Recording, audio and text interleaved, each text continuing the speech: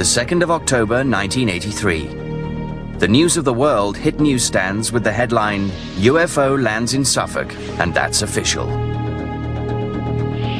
The article claimed that a mysterious craft, moving under intelligent control, had invaded the skies above the Woodbridge Bentwaters air bases in late December 1980. The outrageous claim was backed with written evidence, an official government memo confirming the alleged sightings. The document had been written by one of the men who encountered the mysterious object, Deputy Base Commander Charles Holt. Every local radio, TV station, Japanese TV, German TV, I had people swarming all over the place wanting to know the real story. From there onwards, every single newspaper in the United Kingdom was featuring this story for about a week. The memo, entitled Unexplained Lights, offered a brief description of the late December encounters. It included Jim Peniston's description of a strange object that maneuvered through the trees, as well as Holt's account of a red sun-like object in the night sky. But how had the story been leaked to the public?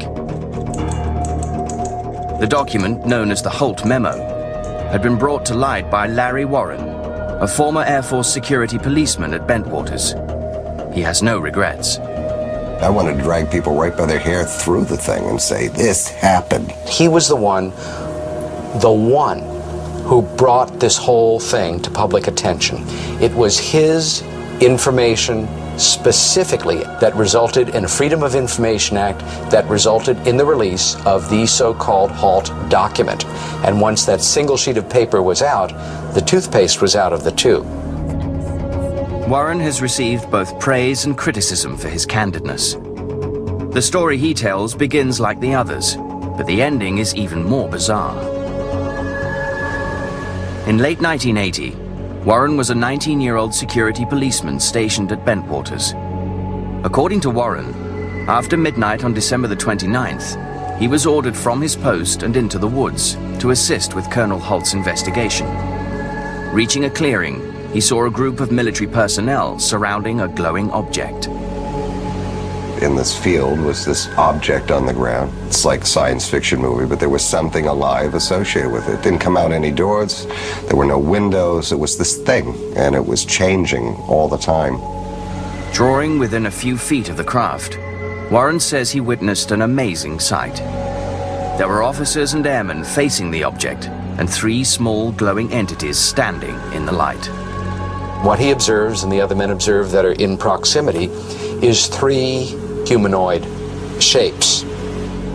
There was something separate from it with these 3, what you would perceive as kids.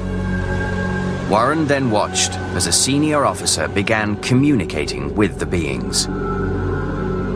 The senior people there seemed to be following like a protocol. It seemed to be there was a procedure.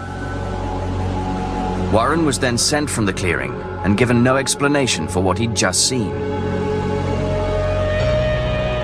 The next day, he says he was taken into a room with other witnesses for debriefing. He remembers a film projector and 3 men in suits. They showed us the different films of UFO military activity going back probably, I don't know, the 40s. Like other witnesses, Warren says the more he was questioned, the more distorted his memories became. He remembers what happened next as a series of scenes that make little sense. Warren recalls being taken against his will by men in dark suits, then being led into an underground facility on the base. I remember being on a table and people talking to me and, you know, doctors and Air Force people behind them.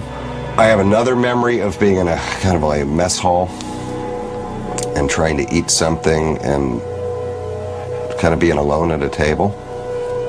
It's imagery. I mean, this could all have been plugged into my head. Warren says he isn't sure if what he remembers is real, or if these images were planted by military investigators in order to confuse him and distract him from what really occurred. After the Rendlesham story broke, Warren's accusations infuriated the other witnesses. These airmen and officers said they too wanted the truth, but that Warren's story was a fabrication. That hurt the whole incident as far as this is, something really did happen to us, but there's no way, the way he was describing it, what happened to us, and it wasn't fair to the people that were involved to have that kind of extreme stuff come out.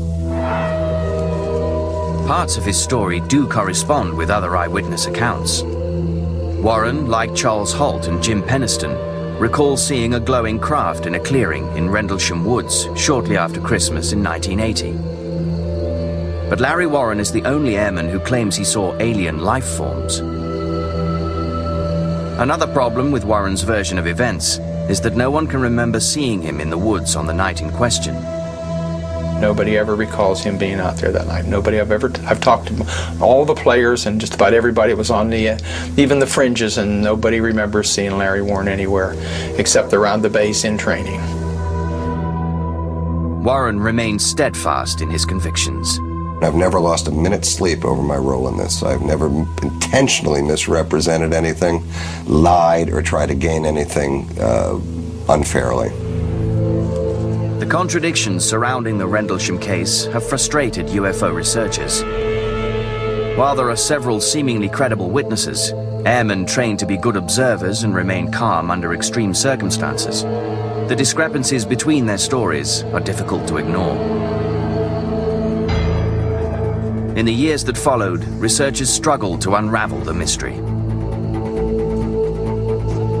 Then, in 2002, declassified government files revealed new facts about those mysterious nights in the woods.